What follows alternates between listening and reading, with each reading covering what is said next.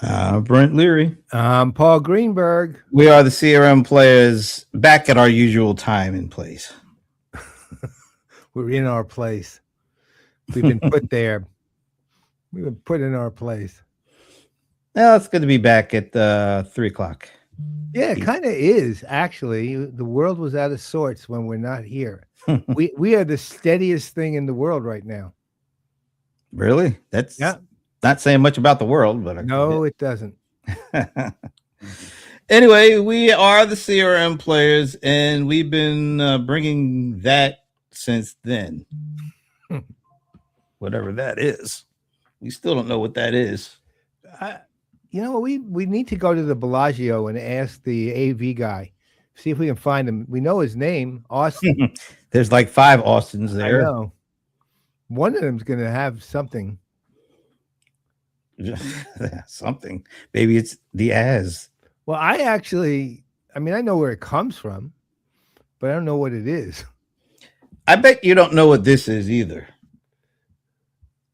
Ooh, yeah, Vietnamese. Really? Yeah, well, it could be Cambodian too, but I'm going to go with Vietnamese for now. Okay. Let's see. That was the moment of Sven. Well, hey, Sven, welcome back, man. And we know Abraham Lincoln said it. So. Yeah, in Vietnamese. I didn't know he spoke the language. Maybe it's the Gettysburg Address in Vietnamese, because that was only, I think, 263 words, if I'm remembering correctly. So let's see. I wonder if this is like 7 years ago in Vietnamese. Either that or how was the play, Mrs. No, I better not say. No, don't go there.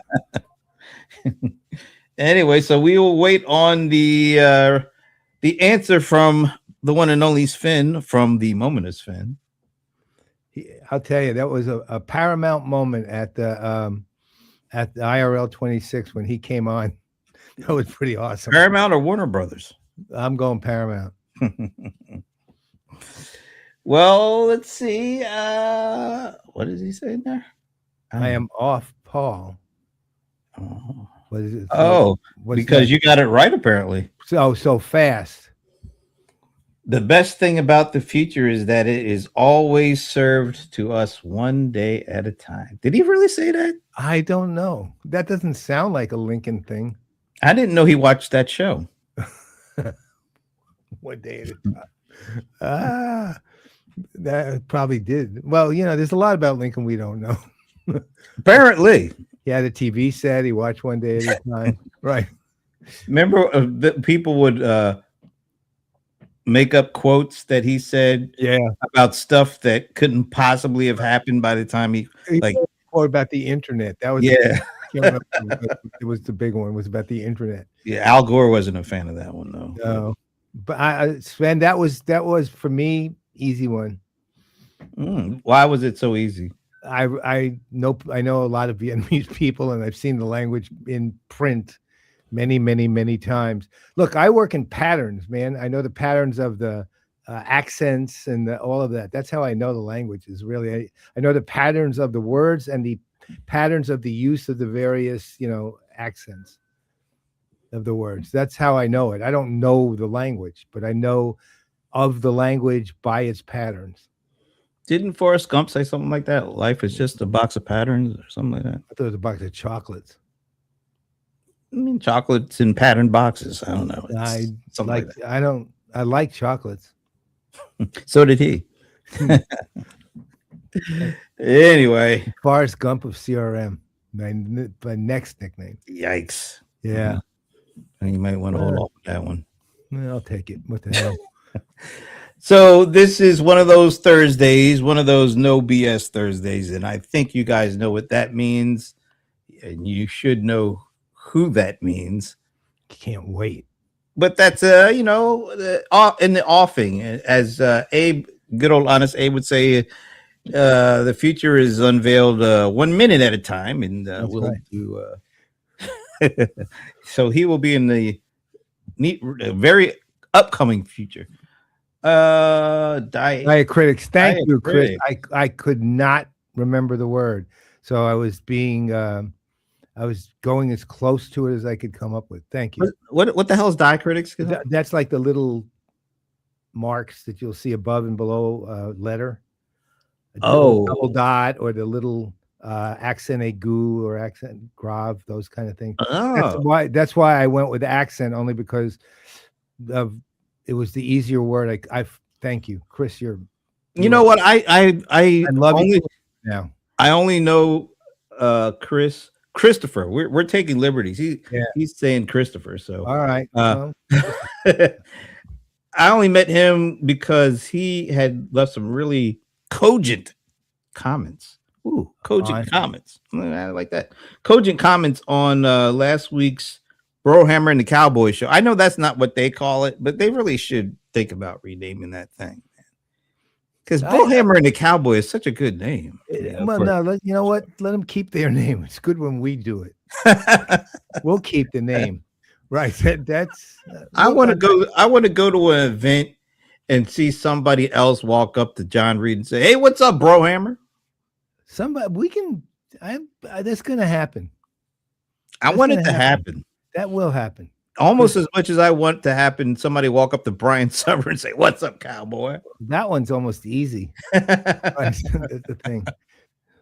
I just want to see his face when somebody does it. That's my main thing. So, Christopher, what's your story, man? Wait a minute. Why is Sven not happy with bullshit? No, Bob Stutz. He likes no bullshit. I think we all like that. John. Every day is school day. Yeah, diacritics versus accents. Learning something new. Well, it's actually learning something again. I should know this. I mean, it was an English and journalism major. It's not like I shouldn't know that. And you went to what was that school that you went to? Northwestern Medill School of Journalism, which is now called something like the Northwestern School of Interactive Media or something like that. Oh, go back to the original name, please. I know it was just still journalism. I know. Well, you know, times are the times. Yeah, it's so hoity-toity the way that sounds. Well, you know, to Northwestern's credit, they do a really good job with that school. Well, they ought to, because they got a lot of money. Yeah, they do. Yeah, I don't contribute very much to them. First of all, I was probably one of their biggest rebels at the time. They didn't do me any favors either, but other than not throwing me out of school. And second, they have an endowment of 1.4 billion. And when Trump came down on them, there was a bunch of us from the class of 70, 71, 72 that started circulating this big thing to the university saying, don't give in. It's kind of all the ex-radicals and the ex-liberals. Well, there's not ex-liberals, they're all liberals. We're all kind of liberals now, but including Eva Jefferson, who was president of the student class, a prominent lawyer on the West Coast. She was great. And we circulated this big thing, and we basically said, look, we'll back you up if you do something about it. But they didn't totally capitulate, but they kind of did. So nobody's gonna. Yeah, it was not good. It wasn't that Neil Young song, "Won't Back Down." I asked Christopher what he did. I think he answered. Yeah, wow, what an answer! All right, I'll read the full thing. I'm re-engineering ERP in BS. BIS. Couldn't help it. ERP/BIS. Well, ERP definitely needs to be re-engineered. So do you mean you're actually leading a team of people who are re-engineering ERP by building something new? You're re-engineering SAP. You're re-engineering. What do you? I don't know. I'm curious as to what that means, really. And and as far as the domains go, happy to help. Look, you gave me back diacritics, so I am absolutely in if you need some help on CRM. I'm guessing. I was thinking diacritics. Wasn't that L. Ron Hubbard stuff? No, God, no. That was Scientology, first of all. But Dianetics or something. Dianetics was his. His, what do they call that? He wrote a book on that. Well, it was a philosophy of sorts, but then they had the machines they hooked you up to. There's a whole thing, man. L. Ron Hubbard's diacritics. I like that. That ruins the English language. Yeah, Christopher. So thank you for joining us. And yeah, you got a big job ahead of you if you're re-engineering ERP, but it's a good job to have because they kind of really need it. Link up with me on LinkedIn. Let's have a chat. Link up on LinkedIn. Yep. Link up on LinkedIn. I'm There we go. trademarking that. Yeah, Then I'll there sell it it to Microsoft. You're in the right spot there, Christopher, because when we bring on our not a guest, he's a regular. Yeah. We're gonna get into some stuff. But before he comes up, we actually have some things that we can get into because Yep. Earlier this week, Adobe did their summit and we did our opening keynote watch party. And I watched it again, and I made the clips. And at first, I was like, "Were we a little too harsh? Were we looking for things that maybe we shouldn't have been looking for in that particular keynote?" And then as I thought about it again, and I looked at it again, I realized I think we were more spot on than we maybe even thought we were at the time, because we were just saying things that I think a lot of people are thinking, and not just people in the financial markets or anything. I think actual customers are looking for certain answers to what's going on at Adobe because of some of the things that have been happening to them over the last couple of years. And so I think we are spot on. And I'm going to tell you why I think maybe the next biggest opening keynote that is going to have far-reaching ramifications beyond even the company. It's going to be ServiceNow knowledge. But I want you to talk about, do you think we were more on than off with our kind of take on the opening keynote for Summit? No, I think all four of us were spot on, actually. I mean, we knew, how would I put this? We know Adobe started kind of middle of the pack on AI at best. It was actually a generation, at least before the keynote, was a generation behind publicly, meaning they were still in Gen AI, where agentic was going everywhere. We knew also that if they didn't start appealing to the enterprise, that they had a real problem, like a really serious problem. We also knew that this was, Shantanu's goodbye.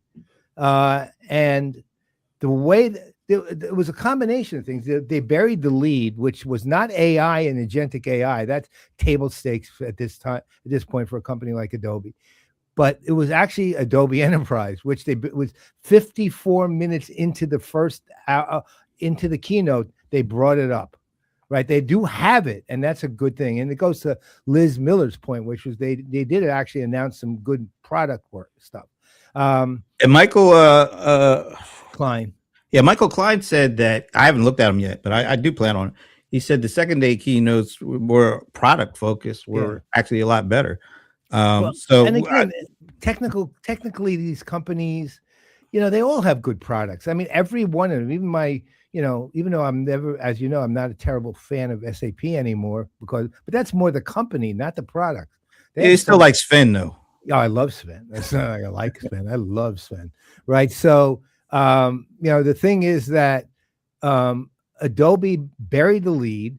I mean, it was nice to see Jensen there, but you could see they were floundering actually ultimately with him there. And they were just basically kowtowing to him, and it didn't really do much. Ultimately, that was a pretty fruitless conversation. They left everything that they needed to say unsaid, other than Adobe Enterprise. And then they just announced a bunch of things that were basically table stakes for the company, which is fine. I mean, again, table stakes means you have to have them, and they have them, and that's a good thing. But they blew their opportunity. Look, there's been a big six with them for years. They've fallen out of that at this point. And you've mentioned it multiple times. Their stock price is tanking, right? I mean, it's terrible. And but there's a reason for this, not just investor lack of confidence. It goes to your point, which is customers are wondering how they take them into the new generation. And the other thing that happened, which I thought was terrible, even though I agree with Michael 100% when he said, and I've always said this too, which is there needs to be one Adobe, and Max and this keynote really should be continuations of each other, but this wasn't that. This was Max early, right? It was this ridiculous. We were talking to individual creators the whole time, and maybe the audience was some of them, but I'm guessing that's not who shows up at the digital experience conference, right? So for me, it was a big hashtag fail kind of thing. Although I want to say it was a horrible failure? No. Do I think it was a bad failure? And to Keith's point, missed opportunity. Yeah, big time. And I'm not happy with it. I'm very unhappy with it. I think they're lucky I'm retired analyst now. I'll say this. I think the modern vendor opening keynote at their user conference had to change post Chat GPT coming on board. And it feels like it's not just Adobe. It feels like a lot of these user conference opening keynotes have not changed the way they should have changed, the way they should change. It feels like there was a lack of understanding what was going on in terms of the talking outside of their walls. Like, it's not just the financial folks that are questioning these enterprise SaaS companies about who they are now and where they should be. It's their customers who are also questioning things around, what's going on with AI and how is that changing not only the products that they have, but the relationships and the pricing models and the business models that they should be participating in. Yep. There was no mention of any of that. Nope.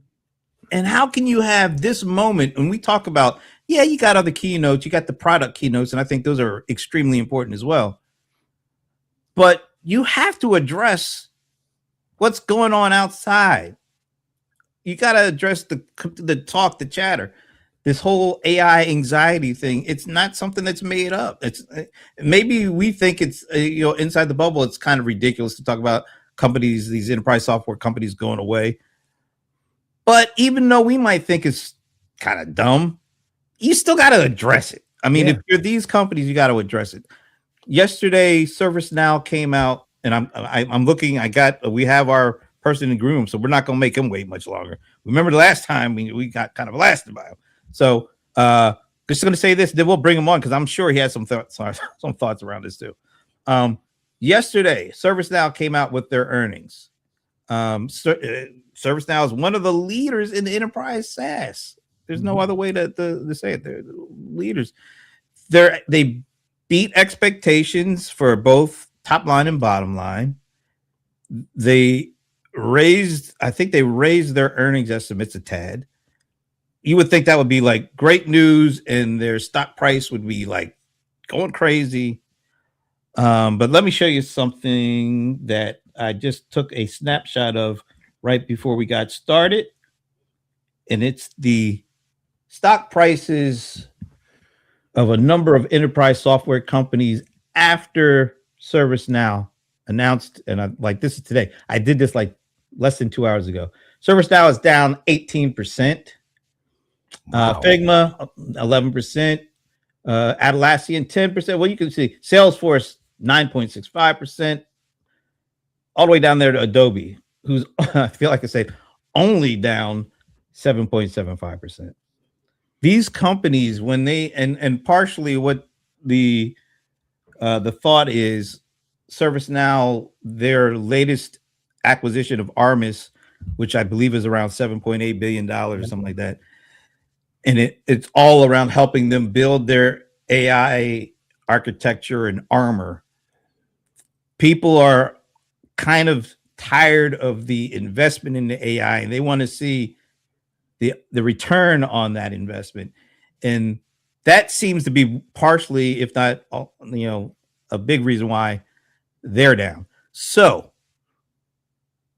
their Knowledge 26 event is about 2 weeks away. Yep. Are they going to address this whole AI anxiety thing as part of the keynote? Or are they going to do kind of like what Adobe did, which is kind of felt like they ignored it completely? Yeah.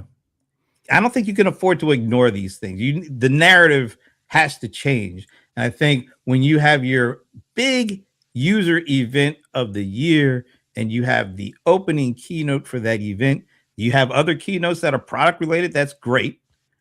But during the opening keynote where we know most of the eyeballs will be, you got to address this kind of stuff. Of course, always.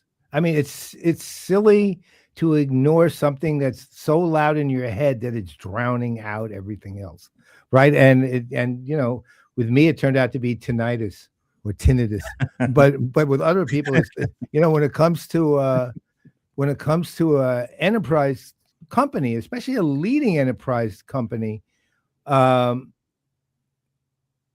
have a lot more to talk about, and they have a lot more to address in order to look. Years ago, if you remember, SAP decided to go to the cloud and said that on-premise was dead, and therefore, and this was just said with no narrative around it, no context, nothing. It was Lars from SuccessFactors actually announced it, and he announced it to 30,000 on-premise SAP customers. And SAP told me it took them over 2 years to recover from that one speech. Because the customer said, "Oh my God, are you going to stop supporting us?" Right? Because you're declaring on-premise dead to 30,000 of us who were on-premise with you, right? So that's what I mean. These are not just words. They impact the way businesses operate, the way people operate, the jobs that people have. Bad wording can put 3,000 people out of a job, right? So you can't mess with that. And there's good reason why they invested in this company, and here's like a little brief synopsis of it. I mean, there's some really good stuff in here and why they invested, but the overall atmosphere for these huge acquisitions, particularly when it's focused around AI, it's scaring a lot of people, and you have to address this kind of stuff. And I wanted just to get that out of the way because I think there's a lot of BS out there around some of this stuff, and I know we need to go BS free. And that's why we don't want to keep this next person waiting. It's No BS Thursday, and that means Bob Stutz is in the house. Hey, Bob. Hey. There's the man. Hey, that was a nice lead-in. It was pretty cool. I was afraid, actually. After last month, both of us were getting ready to leave the show as soon as you got on. It was like to log off. Just get out of his way. Get out of the way. All right, so Bob, I don't know if you caught any of the Adobe stuff. I don't know. I did. I caught the Adobe. I caught the ServiceNow. Let's talk about ServiceNow first, because I think, to your point, right? I mean, look, they were on this rocket ship, right? The hockey stick was taking off, right? And I think the real problem with ServiceNow is I think they made a bad acquisition. Number one, I think it confused people. I think people aren't clear. What is the vision and the strategy for ServiceNow? What are they really trying to be at the end of the day? I don't think anybody knows anymore. It was really clear up until they started making acquisitions, right? They acquired a CPQ company. Why the fuck did they acquire a CPQ company, right? Then you start looking at their other acquisitions and you get, okay, somewhere, were AI related, made sense, right? But overall, if you look at their strategy, I'm sorry, but I don't think Bill McDermott has a strategy. I don't think they know what they're doing, where they play, how they fit into this new world. right? I mean, to me, I always looked at ServiceNow as a tools company, and a good one, right? They were tools that you needed, right? Workflow tools, right? They had the best, right? And I think they were on this path of really, with AI, becoming true to that. But then all of a sudden, it gets confusing when you make acquisitions that really aren't like in your core wheelhouse, right? And then and you see their stock price, right? I really believe the financial analysts don't have a clue what they're trying to do at the end of the day. And where do they fit in, right? Now you look at what Salesforce has done, right? So Bill McDermott announced they were going into CRM. They were the next big thing. He's made that mistake twice in his freaking career. Once at SAP, now he's done it at ServiceNow, right? They're not in CRM. They were never in CRM. They had little bits and pieces. Because you acquire a CPQ company, it doesn't mean you're in CRM at the end of the day, right? And then they talked about being in customer service, but they're not really in customer service. So the reality for ServiceNow is get a fucking vision, get a strategy that people can understand and believe in. I think even their customers don't know what they're trying to do at the end of the day. And now you have a crowded space. Now you have Salesforce that came out with all this stuff. Don't even get me started on that one. Oh, you don't have to log into your CRM anymore, but you still have to fucking log into to something, because the stuff's just not out there floating around, right? Exactly. Enterprises have rules, right? So what are you logging into? Well, you have all these bots that are floating around. Well, you got to log into something, otherwise it's not you. This is another one of those things that Salesforce does that, it's on the surface, oh yeah, it's a nice little marketing play. Oh, you don't have to log into your CRM anymore, but you still do. I do think that, I think with Adobe, they've lost their way. I don't think they know what to do. I think, given everything that's happening with AI, the tools that are available now on the AI market around marketing, right? That some you don't even pay a whole lot of money for at the end of the day, right? I mean, I think Adobe has not been able to really say where they fit into this new stack, right? I mean, you saw the Canva stuff, right? I'm a Canva user. I love that stuff, right? You look at some of the stuff that's out there nowadays and you go, do I really need Adobe at the end of the day? If I'm a marketing person, can I do without Adobe, right? And the reality is, in some ways, you truly can do without Adobe, right? You don't need all their tools anymore. Look, I pay that ungodly subscription fee every year for the freaking Adobe, right? Which pisses me off to no end when I got the last bill, right? I mean, look, I still use a lot of their stuff and I like it, Yeah, right? me too. Yeah. But there's other stuff out there now that's even better than what Adobe has, and it's easier to use, right? I think the problem with companies like Adobe is they suffer from a lack of talent.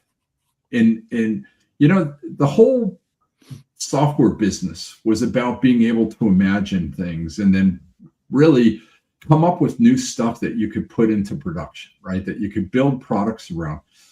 And to be honest, Adobe I think they've lost their way. I think they just don't have they had this magic for so many years, right? Coming up with new stuff, right? And I think when they stick to the creative side of things, they were really good. But then, they started buying things like B2B marketing. Right. And what did they really do with it at the end of the day, right? It never really became a big business for them, right? And I think that's the problem with a company like Adobe too, is I think they just don't have a vision. I think a lot of these companies right now are struggling with a vision. They can't come up with a vision that says, where do I play in this new realm of AI?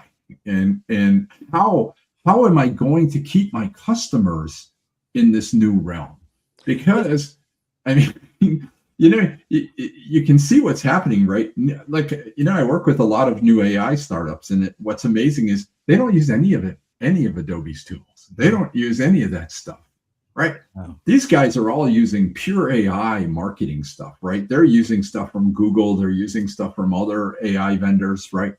They're not using Adobe, right? They don't need it anymore, right? They're able to do things without them, right? Hey, And I do you think think these companies were caught off guard with the speed of which this AI stuff has taken off?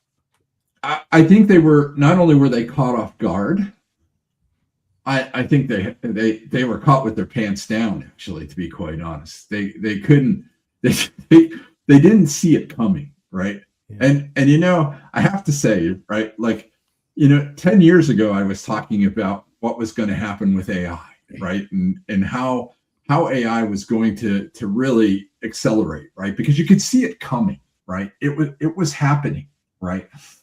And I think companies just didn't listen. I think they didn't believe that it was going to happen as fast as it did, right? And now, you look at the speed now, right? And I mean, look, you cannot build this shit yourself. You have to go and acquire companies. And that's where I don't see Adobe making a move in this space. They acquire individual contributor level companies. And that's it. And see, instead of looking at like, how do I play in this space now? I need to go acquire stuff, right? I need to, because you can't build this stuff fast enough anymore. You need to find these startups who have these great things and go acquire them. And years ago, Adobe was really good at that. Adobe was they were one of the best, right? Yeah. Start with Omniture, right? Well, exactly, right? You can go back to all their acquisitions to the start of when Adobe got into the creative space, right? When they acquired Macromedia, right? Or Macromedia, right? That was great. Yeah. They saw the future, right? And they were first to act in doing great acquisitions, right? But over the years, I mean, they just have not made good acquisitions. Well, the other side of it with Adobe, it's just occurring to me while we're talking, is look, they have to set, obviously you have to set some table stakes. You have to have the table stakes stuff now. And they more or less, they announced it. Doesn't mean they actually have it. But the irony of Adobe to me is, there's a company that, to Michael's point of One Adobe, you have to basically show how an individual contributor and essentially an enterprise marketing team are effectively, a group of persons who are tied together, in a manner of speaking. And the irony, I disagree with you. I think it's gone beyond the enterprise. Oh, I do too. That's where I'm going. Right. Let me finish. The thing is now, Adobe has not played to the content creators. That has been the real problem. They have not played to the content creators. That's all they did with the Creative Cloud. But it didn't do anything. No, but I mean, really, if you think about it, how do people create content, right? You look at all these people that are making tons of money. Nobody's using Adobe. Nobody can afford Adobe. When Adobe acquired Figma, I remember we were working on an original website, and one of the first things I heard from all the people working on our website was panic over the fact that Figma was going to be destroyed, right? That was literally what they were, and luckily it didn't go through according to them. They were very happy, and they are the individual content creators. But here's the thing. So Adobe, if they just looked at their own blocking and tackling, they announced Adobe Enterprise, they had the content supply chain, which is a legitimate thing. It's not just a marketing term. It's actual thing. And it literally solves the problem I know Brent and I and you have talked about, which is distribution, right? It actually solves this blocking and tackling, hardcore, scalable stuff that they have. And they don't even talk about it other than abstract references here and there. And it's literally sitting in front of their faces to do something with, and they don't, and because they had to go agentic AI, which is fine, but up to a point, it's fine. Not the point they went to. I think the agentic AI thing, first of all, it's overhyped, right? Yep. Everybody knows that. It's look, I use it every day. my life would be lost without it. Right. However, it is overhyped, right? And in the enterprise, if you think about it, right? I mean, there's all this talk, lack of leadership. That's why AI is not getting implemented, blah, blah, blah.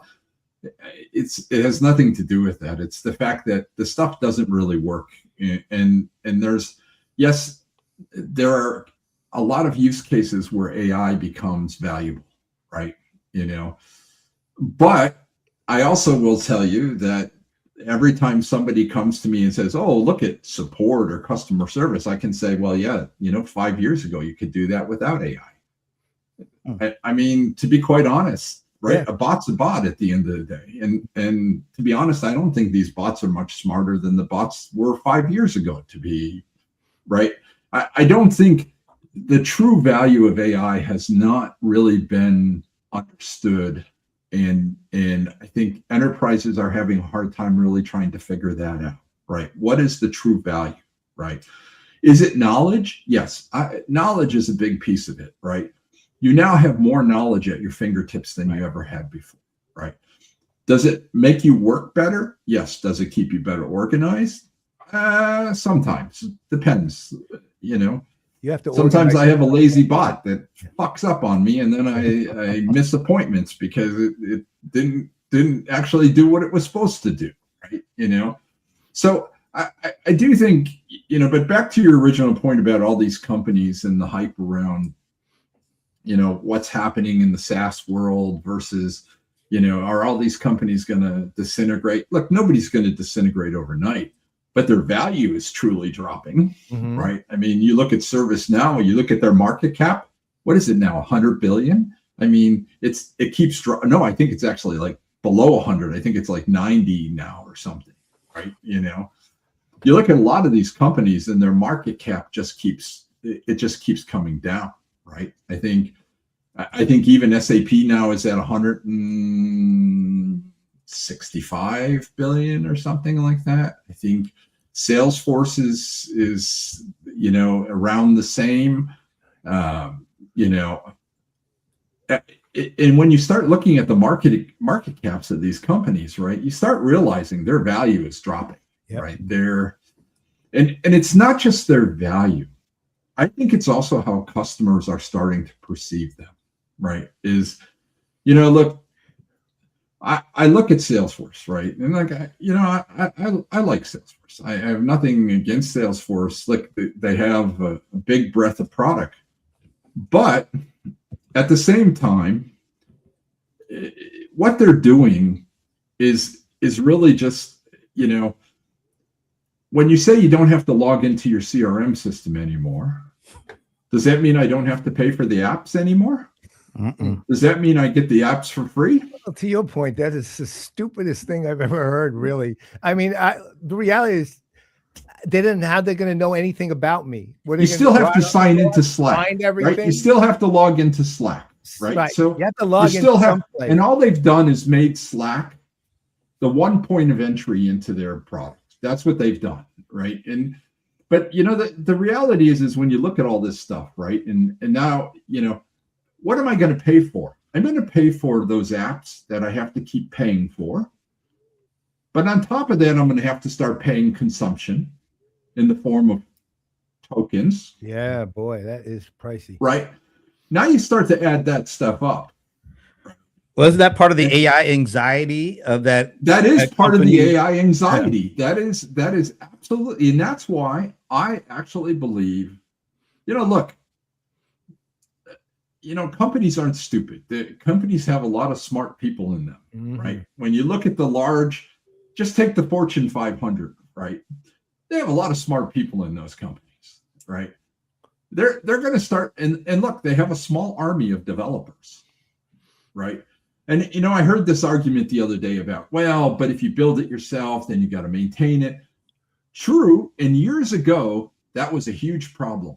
Now, in the world of AI, that is not a problem anymore. That maintenance of that code becomes much easier, much faster than it ever was before, right?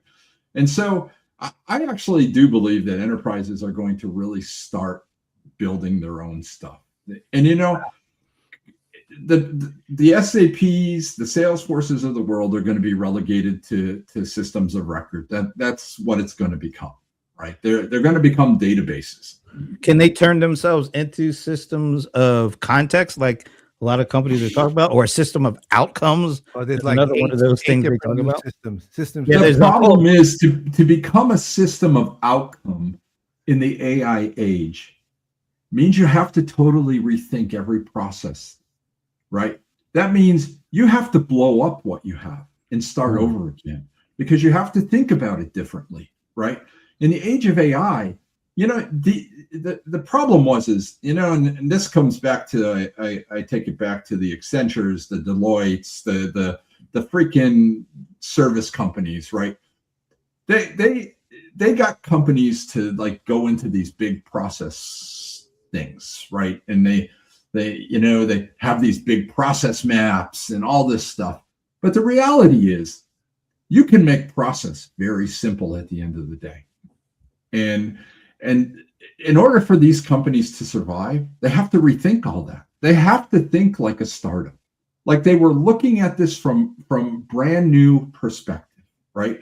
Not what they have in their code for the last 30 freaking years, because that doesn't help anymore. How hard is it for them to think offensively versus defensively? Because it feels like that's what a lot of these big companies that have been around for a long time, that have built these, significant companies, and they feel like, though, I'm just kind of talking from my perspective, I'm not talking for them. It feels like the earth has moved from under their feet, and they're trying as much as best as possible to defend what they have, while these new startups are able to go completely on offense. And it feels like it's going to be very difficult for them to make that transition. How do you see it? Well, it is. And part of the problem is when you're supporting 40 years of legacy, how do you even have the resourcing to play in that world, right? Let alone hire the people, because the people who need to come in and do that, they don't want to work for a company like an SAP. They don't want to work for a company like a Salesforce, right? They're done with those types of companies, right? They want to work for companies that are small, that are truly agile, that can build fast, right? And it's amazing what a company with 14 engineers can do nowadays in the AI world. Right? So, and you just don't have that in other places. Let me ask you this. Well, two things. There is the other side of that, though, and this is very practical. They might want to work for those smaller companies, but the smallest company is going to be able to pay them enough to work for them, right? Which is another big question. No, but the AI companies, look, they're paying those their are people. Big companies now. And by the way, they're paying their people better than the big companies pay their people at the end of the day. All right. So now, let me give you part two, though. Brent, can you bring up Christopher's stuff? He had like 3 comments in a row. No, way earlier, when he was talking about what he's doing. He starts by re-engineering SAP. Keep going. Up. It's at 310. They'll go up one more and then go to that one and then go to the third one. Good Lord. That one. Okay. So read this, Bob. Read this quote. Then read the next quote and Brent, bring that one up. Number 2. Are you done with this one, Bob? Yeah. Okay. Number 2. This is the big one. Okay. And then go to number 3, just so you can get some closure on it. Okay. So Bob, what kind of feedback would you give that to Christopher? Christopher's a good guy, right? So we go all the way back to last week, so we know him very well. Right. Well, he gave me diacritics back. Let's say that, right? Right. No, look, I think look, it takes time, right, to do these things, right? Because you do have to rethink it, right? And can you do it? I'm not so sure you can do it all with Claude at the end of the day, right? I think Claude is only a piece of it, right? You need, and that is part of the problem right now, right? To do this effectively, it's not just Claude. You have to use multiple things. in order to really build something that is going to stand the test of time, right? And now, yes, you can build simple apps with Claude and, and put them out there, right? You see all the time, right? Oh, I built an app and I already have, 5,000 subscribers on my app or users of my app, right? So, I mean, that you can do. But when you're talking about re-engineering ERP and processes in ERP, right? It doesn't happen overnight, right? I mean, that's not something that you can do, right? If you even think about simple things like supply chain, right? A promise to order, right? How are you going to do that, right? It doesn't work like that. You have to take this and I'm watching what he's and it's true, you have to scrap this stuff and it's not easy, all right? And and finding the right engineers to come in and to help to do this, right? I mean, look, people are learning. I mean, I've been talking to guys I've known for the last 30 years, right? Who are like building shit that they said they never thought they would be able to, right? Because I've heard that. Yep. Right. Because here's the beauty. They have the knowledge. They know these processes, right? They have all that knowledge. Now it's just a matter of how do you get the code to do it the right way and build it fast enough and make it so stable that it can stand up in an enterprise, right? Hey, I want to tie something else into this because you're touching on a theme that I heard in this conversation that it's actually Jensen Huang, and it was on this podcast. The only reason I even know about this is because Nitin on our happy hour mentioned it yesterday. Yeah. And it's a conversation between apparently this guy, you'll see his name when I play the clip. He's a very well-known podcaster at this point, and he's having this probably the best most frank discussion I've seen interview with Jensen, where he's not blowing smoke up his behind. It's a pretty good exchange. But something that I think you just said, Bob, kind of reminded me of something that Jensen said on the subject of competing with China, the U.S. competing with China for AI hegemony, if you want to put it like that. Hegemony. Yeah, that. And while a lot of people are focused on the technology and the capacity for building chips and creating energy, check out what Jensen says about the importance of the U.S. companies and NVIDIA in specific being able to play in China in order to benefit what's going on in the U.S. when it comes to AI. Just a quick clip here. AI researchers in the world, because they are limited in compute, they also come up with extremely smart algorithms. Remember, what I said. I said that Moore's law is advancing about 25% per year. However, through great computer science, we could still improve algorithm performance by 10x. What I'm saying is great computer science is where the lever is. We have got to acknowledge that most of the advances in AI came out of algorithm advances, not just the raw hardware. Now, if most of the advances came from algorithms and computer science and programming, tell me that their army of AI researchers is not their fundamental advantage. And we see it. DeepSeek is not inconsequential advance. And the day that DeepSeek comes out on Huawei first, that is a horrible outcome for our nation. I'll stop it there.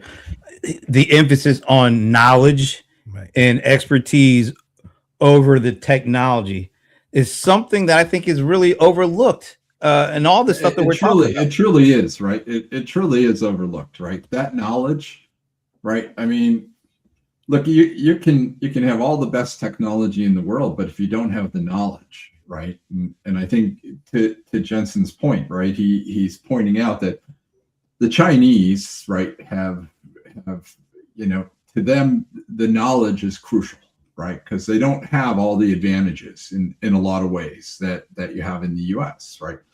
But I would say that's always been the key in Israel, It's always been about the knowledge and the computer science in Israel, right? It's always been. That's why they come up with so many great things, right? That's why you have all these companies there, because they are so focused on computer science and programming and the advances in that, right? That knowledge. We just don't have enough of that in the U.S. And you see the same thing in Eastern Europe too, by the way, right? Some of the Eastern European countries, it's the exact same thing. I think in the U.S. we suffer from that, but it's also the subject matter expertise, right? So if you want to rebuild the CRM system, you're not going to do that with a 21-year-old kid out of college. It's not going to happen. Right. You still need to have somebody who understands how does that whole system work. Yes. Right. Thank you. And how do you make it better? Right. How do you plug the holes that every CRM system failed? Right. And having built most of them, I can tell you there's a lot of holes that were failed. Right. And there's a lot of useless shit in those systems. Yeah. Right. And you pay a lot of money for a lot of things that you only use 10 to 20% of at the end of the day. So now how do you get to that 10 to 20% and make it right so that it's easy to change, easy to adapt, right? And that's where you need a combination. You need this youth that really understands this new world of AI, right? But you also need the older people who have that subject matter expertise, and pairing those two together in a way is really what's going to make things progress, right? And that's how you're going to start seeing, new applications come up, right? Where you have, new CRMs that and by the way, headless CRM has been around for a fucking long time. And I hate the fact that Salesforce acts like they invented headless CRM when it's been around forever, right? As much as I dislike Tom Siebel invented CRM. Exactly. And that's why, it doesn't even get me started on that. It's like, well, let me ask you this. If you, what's the right mix of old and young, and what's the right leadership mix for old and young for a company to be successful here? It's about execution, right? It's always been about execution, right? You need people who can execute, right? Who aren't afraid to take the risks, right? I think a lot of companies nowadays are just risk adverse. I think they're so afraid of making mistakes, right? Look, I'll give you a good example. Look, I have a lot of respect for SAP. I know I talk bad sometimes about them, but I truly have always wished in my heart that SAP could execute and be successful. Yeah. Now, you may think they're successful because of the financial thing, but on the surface, I will say SAP has been a failure, and they've lived off of code that is, 35 years old, right? They keep reselling the same shit, right? They just, they take their on-prem product, put it in the cloud, call it S4. Now you have. I think they're still selling your 2007 CRM. Actually, so that's a very good point. The majority of customers on CRM at SAP are still on CRM 7.0. Yep, that was your baby. I remember. Which was built in 2007, right? And it was the first actual CRM SAP ever had. It was, and it was really the first, really what you would call truly the UX that was built on top of that was mind blowing. Yep, right? Google. But the problem with SAP is they failed to really do new products over the years, right? You look in what new products have they really brought to market that are mind blowing, right? That changed the game, right? And I think Thomas Weavernaut just did a little piece on an announcement that SAP did, right? Where he basically said, well, most SAP customers have already bought this shit. Now they're going to buy it twice, right? And so you look at that and you go, how does a company like SAP survive in this world? Well, if I was Christian Klein, and I know those guys don't like to listen to what I have to say, but the reality is they need to stop living off the laurels of ERP and start thinking about the future. And the future has to be about, look, you cannot build this stuff. SAP is not capable of building this stuff. They need to go acquire a bunch of startups. They need that talent. They need new talent. They need fresh blood in the company that can bring that to them, because they're not going to be able to do it on their own. Look, Salesforce did that, right? You look at how many AI companies they've acquired over the last 2.5 years, right?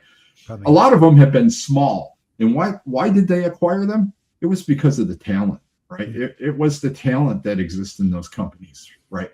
That goes back to when they bought DeepMind, like that was like 10. Well, when they bought Richard Sulcher. Yeah. When they bought, Right. Metamind. that was about what, 12 They years bought ago? Richard Sulcher at the end of the day, right? Good reason too. And I mean, look, the guy is one of the leading experts on AI in the world, look, right? I mean, .com. yeah. And look, they've always been thinking about this stuff, right? I think execution has always been a problem with a lot of companies, right? When you get big, right? Look what happened to Oracle over the years, right?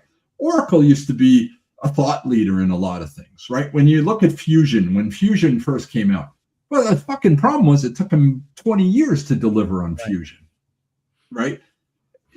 Because they couldn't execute, right? And I think execution is really the biggest issue I see in the industry today. Companies are like paralyzed. They can't execute. Now, Salesforce, I have to give them credit. Like, look, even though I don't like some of the announcements, I have to say, look, what they're trying to do is actually the right vision. I'm just not sure that the framework that they have for this is actually going to really get them out of the hot water, per se. I'm not sure that it's all there. Right. I think a lot of it is still a lot of marketing fluff at the end of the day. What, for going back to SAP for a second, wouldn't the first step be acknowledging or realizing or wanting to be an actual CX company and not just a bolt-on to ERP? Well, I think so. So there you go. So you hit the main problem on the head, which is what kind of company is SAP? If you ask SAP what kind of company they are, they'll tell you they're an ERP company. Right. So that's problem number one. Right. They made a lot of acquisitions over the years of good companies. Right. But they've run them to the ground. Success Factors. Right. The company they bought in the travel industry. Right. You know. Yeah. I mean, they've run these companies to the ground. Right. And the problem is if your core business is ERP and the majority of your customers are on ERP, where do you think your R&D dollars are going to at the end of the day? And marketing dollars too. Yeah. Right. That is the disadvantage that a company like SAP has, because they try to peanut butter shit and it doesn't work at the end of the day. Yeah. Salesforce has a distinct advantage, which is they are focused on one thing at the end of the day. And that is driving the CRM space. Right. Whatever that means. Now it's agentic, right? But they are focused on that, and they can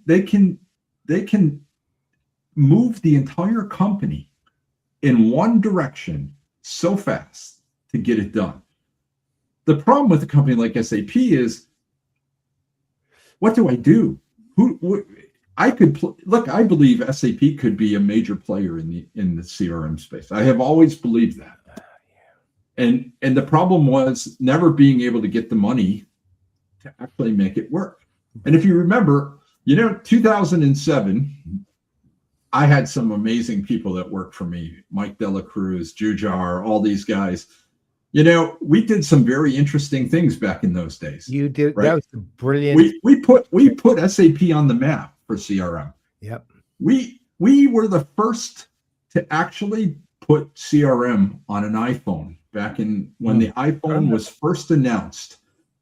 You had the first modern had a developer's kit. You had the first modern UI who was able to hack it and actually put CRM on the iPhone. And I got in a lot of trouble for that, by the way. That was that was especially when we announced it at a press conference before telling Apple that we had actually. You know what though? That was the first. I remember it because I wrote about it, and I wrote a substantial piece on it because when it came out, I saw it at Sapphire actually, and I was blown away because it was also, and this was not a small thing, aside from it being a full enterprise grade CRM technology application suite. It was also the first modern UI that anybody had in any CRM, anything. That's right. Right. And you could actually play Pac-Man on the UI. Well, it was like you were smart. You did the white space, the Google-like interface, man. It was smart. It did what people. It was, but see, that just it just highlights, right, the problems that a company like SAP has, right, which is look, if you want to be a multi-product company, right, and I believe that Adobe suffers from the same thing too, right, trying to be a multi-product company.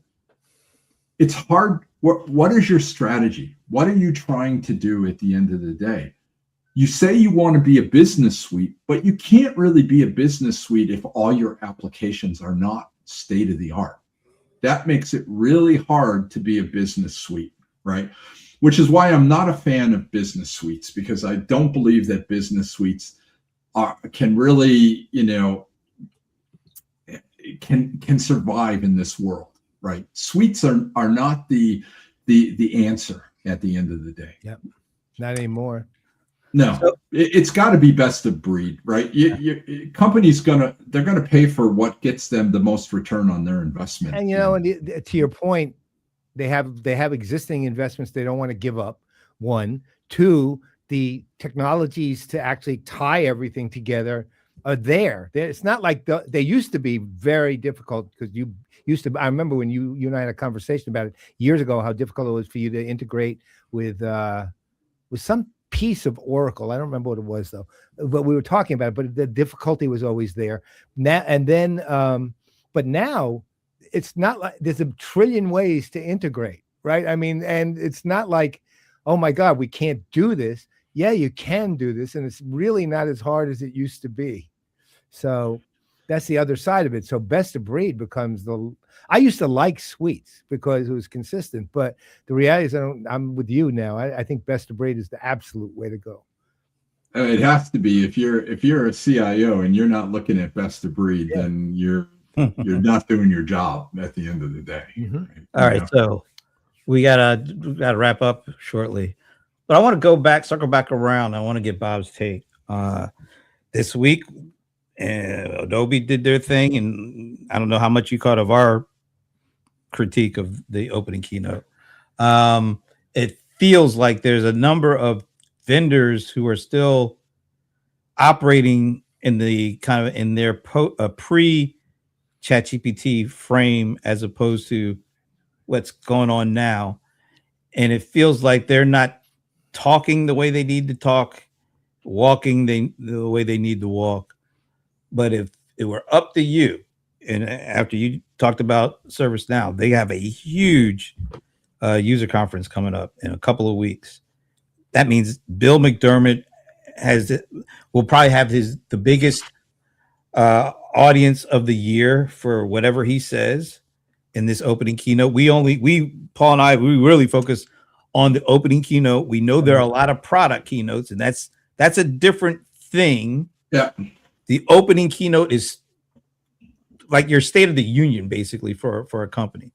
What would you want to hear from him that would give you confidence that they're going in the right direction there, regardless of all the AI anxiety out there, that they are going in the right direction?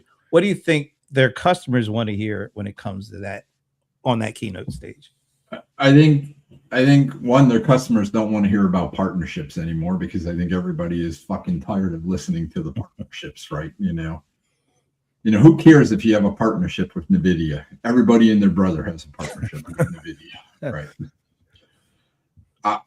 I think if I was Bill McDermott, I would be talking realities. I would not be talking sales pitch. I would be talking about the reality of what am I going to do for my customers and how am I going to lead them, right, into this age of AI and keep them, right? You've got to address their concerns, right? Because they're concerned, right? They're wondering, like, do I need to ditch this? Could I do this on my own?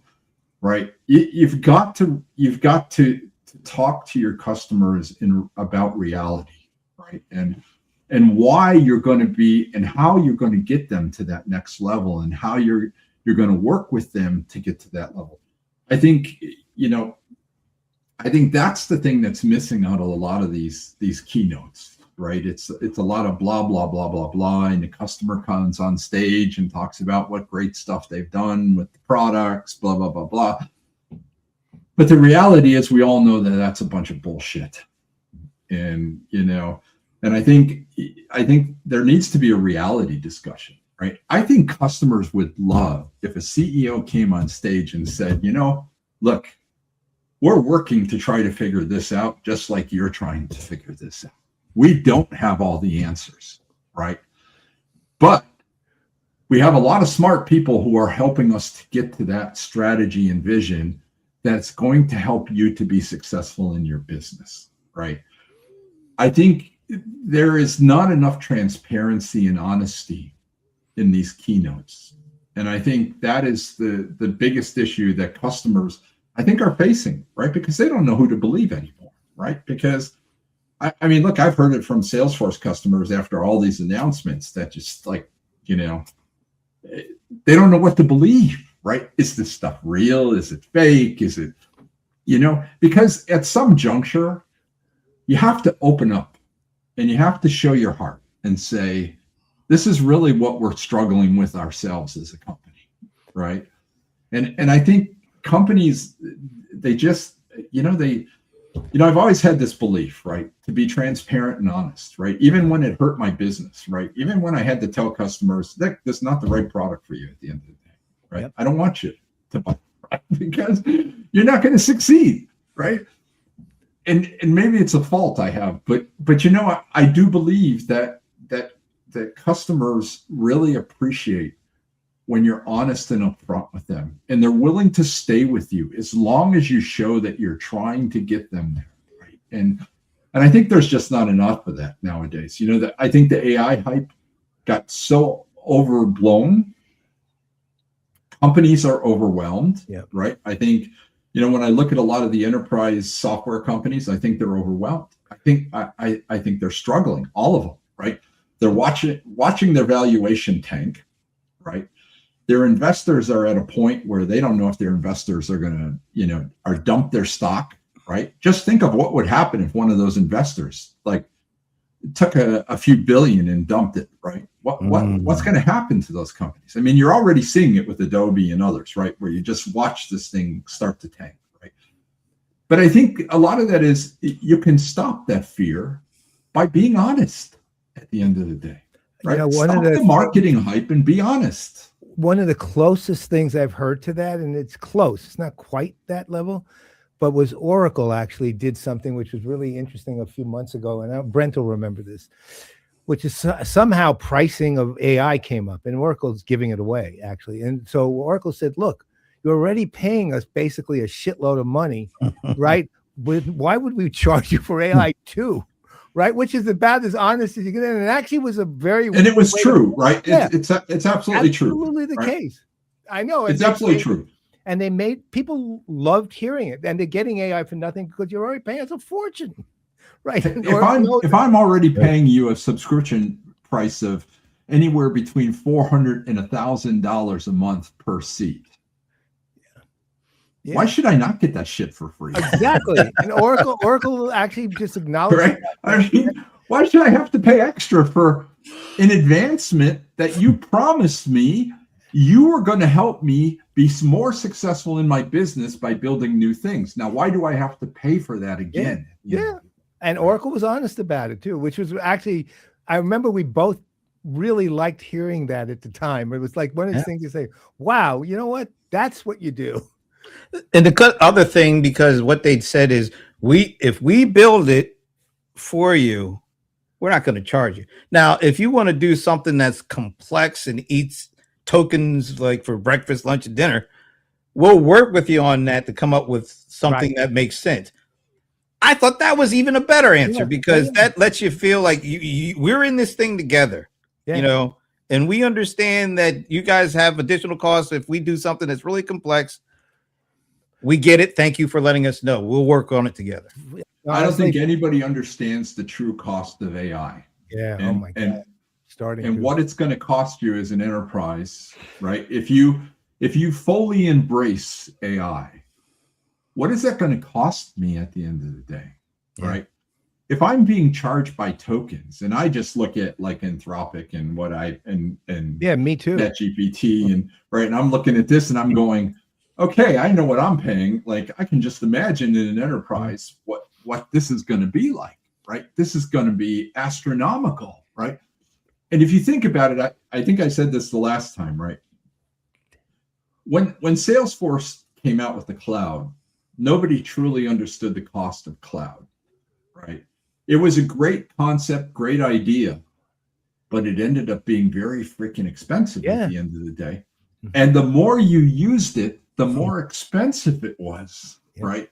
And it wasn't until like 10 years later that the costs finally started to come down, right? And that was because it's like anything else, right? Supply and demand, right? And you have the same problem now. I mean, I just can't imagine if an enterprise was to go full AI, right? What that's going to cost them at the end of the day. If you're paying, because if you think about it, right? You're using tokens, right? Token is like paying for a transaction at the end of the day. Subway. Right. And I always come back to the banking thing. People never fully understand the banking business, right? But having built banking systems, I can tell you, right? The cost of a simple transaction like a deposit, right, costs the bank more than anything they make off the deposit at the end of the day. Because transaction costs are actually very high. And when you have large volume transaction costs, the price doesn't come down because you have more. The price actually goes up at the end of the day, right? And I think understanding that, I think a lot of companies really need to get their act together and start really doing the studies around what this is going to cost them in the long run. Because I don't think there's been enough studies on what this is actually going to cost. I agree. Right. There's been a lot of studies at the consumer level, but not at the consumer level, but not at the enterprise level. Right. Exactly. Right. And the enterprise is really, if you think about it, I mean, it's really, you think about the number of transactions that flow through. Just take one Fortune 500 company. Take somebody like just a major car company like Stellantis, and you could just imagine, right, what it would cost a company like Stellantis if they were really to go full blown into the AI world. On top of paying the seat prices for Salesforce and the seat prices, subscription price for SAP and Workday and all the other things that they have on top of that, right? I mean, this is, I think people just totally have underestimated what this is going to cost them. Amen. And therefore, AI anxiety reigns supreme for everybody involved. Including, that's why the financial analysts, I believe, have so much anxiety over this whole thing, right? Well, they don't know how much should be invested and what to expect and how long it'll take if they get it back. And the question is, how long before somebody comes along and starts a real serious movement to kill all these AI data centers? It's already happening in some states. Yeah, was it New Hampshire? Didn't New Hampshire say no? Yeah, one of them, because of the amount of water that it takes, the amount of electricity, right? I mean, our infrastructure in the US and across the globe already is suffering, right, from EVs. Now you're going to add all these massive things on top of it. And how the hell is that going to work? I just found out a couple of days ago that Northern Virginia, where I live, literally is responsible for 70% of the internet traffic in the world. Runs right through. You didn't know that? No, 70%. Oh, yeah, that's not that number. You didn't know that, did you? No. Yeah, that's been like that for decades. This town, Manassas, which is a city of 30,000 people, it's small, has like 26 data centers already, and there's more coming or more being built. And Northern Virginia has like 80 or 90 or 100 and something. It's the second largest or largest concentration in the country of data centers. So it's I think right it's here. the largest. Not a good place to live in a war, by the way. No. Well, Trying to Manassas, take- we figured that part out during the Civil War. So we already had 2 battles here in the Civil War. So we've already got a history. Wow, we went from AI to the Civil War. It's time to end this show, man. We always enjoy the It was No BS awesome. Thursdays, Oh, man. awesome, man. Thank you for joining us and doing that. The only thing is, what is that? Is that Buffalo Sabres we doing hockey? Are they in the playoffs or something? They are in the playoffs for the first time in Like 18 since years. 2011. I think it was the last time they were in the Wow. playoffs. Right. Well, I'm a Rangers fan, and they didn't make it this year. They were terrible. But that's all right. Tonight, I got the Yankees, I got the Knicks, and I got the NFL draft for the Giants. That's what I have, the NFL draft for the Rams. So I got all three. Yeah, I'm not interested in the NFL draft. The Bills don't have too many picks, and We got to be honest, the 5 Bills have never been successful outside of Josh Allen. They've never really been successful in their draft picks. We're to be getting, quite honest. the Giants are getting Well- better. We had, last year, what's his name, Carter, Abdul Carter. He's actually, Yeah. he actually ended up being really good. Like he was number 2 in defensive rookie of the year or something like that. But this year, Styles and Downs, those are the 2 I want. Unless we can get Love. If we can get him, I'll take him. all you need is love, man. Oh, wow. All right. On that note, Yeah, on that I note, think by the way, the Rams are going to collapse this year. well, it was a good conversation there, Bob. Time to end it now, though. So, on behalf of Bob, well, that was a little BS. I'm sorry. That was BS. On behalf of Bob Stutz, I'm Brent Leary. I'm Paul Greenberg. We are the CRM Players, and we'll be back. Are we going to be doing something with Paul Greenberg next week? You Yes, wanna we talk are, about but that? we'll leave it a secret for now. Oh, okay. Going to leave us in suspenders. Well, we'll leave. We'll on our usual note with Minnie, and we will see you next Friday. Next Friday. Damn it. Next Thursday. Jeez. Thursday. Time to end this.